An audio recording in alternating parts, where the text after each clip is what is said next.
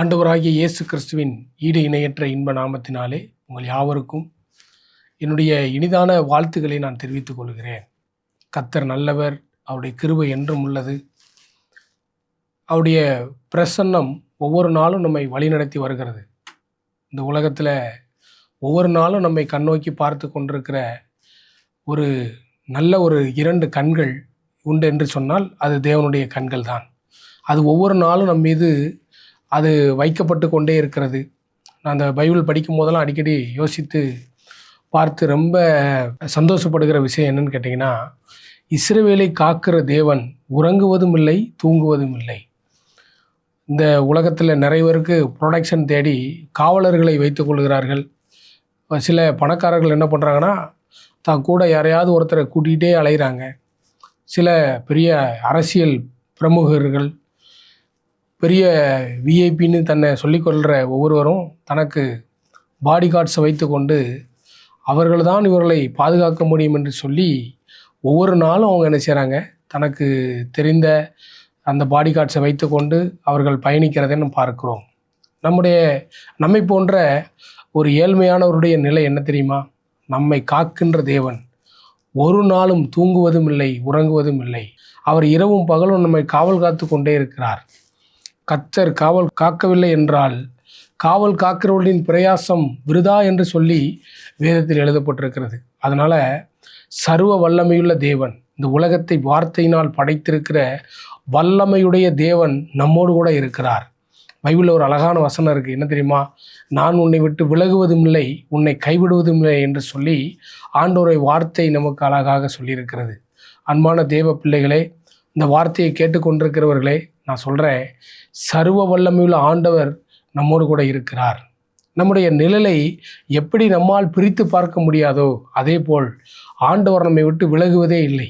ஒவ்வொரு நாளும் அவர் நம்ம கூட வந்துக்கிட்டே இருக்கிறார். ஒவ்வொரு நாளும் நம்மளை அவர் பின்தொடர்ந்து கொண்டே இருக்கிறார். பாருங்கள், இவ்வளோ பெரிய கர்த்தரை விட்டு நாம் வேறு எதை தேடுவோம்? இன்னைக்கு சொல்கிறேங்க, அப்படிப்பட்ட தேவையில்லாத காரியங்களை விட்டு தேவையுள்ள கர்த்தரை நீங்கள் தேடுவீர்கள். ஆனால் உங்கள் வாழ்வு சிறந்ததாக இருக்கும், சிறப்பாக இருக்கும். அதோடு மட்டுமல்ல, உங்கள் எதிர்கால இலக்குகளை அறிந்திருக்கிறவர் உங்களோடு கூட பயணித்து கொண்டே இருக்கிறார். உங்களுக்கு இதுக்கு அடுத்து என்ன நடக்க போகுது, இதில் நம்ம அடுத்து என்ன கட்டத்துக்கு நம்ம போக போகிறோம், நம்முடைய வாழ்க்கையோட அடுத்த நிலை என்ன என்று சொல்லி தெரியாதிருக்கின்ற போது நம்முடைய எதிர்காலத்தை அறிந்திருக்கிற கர்த்தர் நம்மோடு கூட இருக்கிறார். எப்படி பார்த்தீங்களா? அவருக்கு ஆதியும் தெரியும், அவருக்கு முடிவும் தெரியும். நம்மை பற்றி எல்லாவற்றையும் அறிந்திருக்கிற கர்த்தர் நம்மோடு கூட இருக்கிறார். அப்போ ஒவ்வொரு முறையும் ஒவ்வொரு நொடியிலையும் அவர் நம்மோடு கூட என்ன செய்கிறார்? வந்து கொண்டே இருக்கிறார். பாருங்கள், எவ்வளோ பெரிய ஆச்சரியம்! அப்படிப்பட்ட ஆச்சரியமான ஆண்டவர் உங்கள் கூட இருக்கிறார், என் கூட இருக்கிறார். அவரை நம்புகிற ஜனங்களோடு கூட இருக்கிறார். அவரை நம்பாதவர்களுக்கும் அவர் நம்பிக்கையுடைய ஆண்டவராக இருக்கிறார். எவ்வளோ பெரிய நன்மை பார்த்தீங்களா?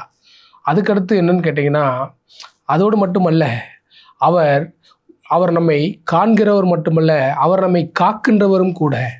நமக்கு வருகிற பலவிதமான ஆபத்துகள், பலவிதமான செய்கைகளிலிருந்து அவர் நம்மை ஒவ்வொரு நாளும் காப்பாற்றி கொண்டே இருக்கிறார்.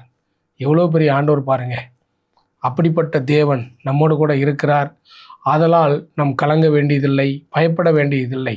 பாருங்கள், எனக்கு தெரிந்த ஒரு நல்ல நண்பர். அவர் எங்கு போனாலும் ஒரு நபரை கூட்டி கொண்டே செல்வார்.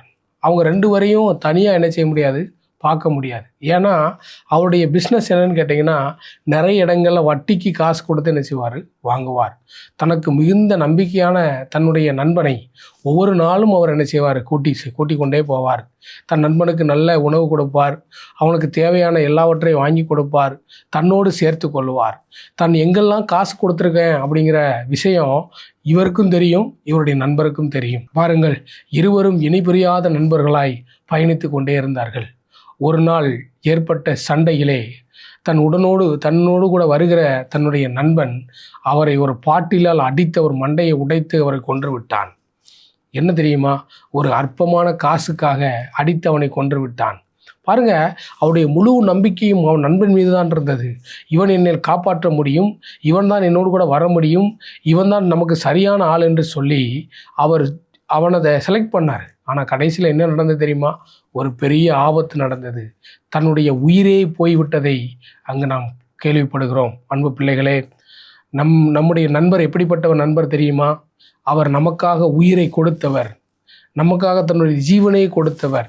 அவர் தான் நம்முடைய ஆண்டவர். அவர் இன்னைக்கு நம்மோடு கூட இருக்கிறார். அவருக்கு ஈடு இணையில்லாத ஒரு உறவு இந்த உலகத்தில் யாருமே என்ன செய்யாது, கிடையாது. அதனால் ஆண்டவரை தேடுங்கள். ஆண்டவரை கண்டடைய சமயத்தில் அவரை தேடுங்கள். ஆண்டவரை நாடுங்கள். ஆண்டவரோடு கூட உங்களுடைய பயணம் இருக்கட்டும். உங்கள் வாழ்வு சிறந்ததாக இருக்கும். கர்த்தர் உங்களை ஆசீர்வதிப்பாராக. ஆமேன்.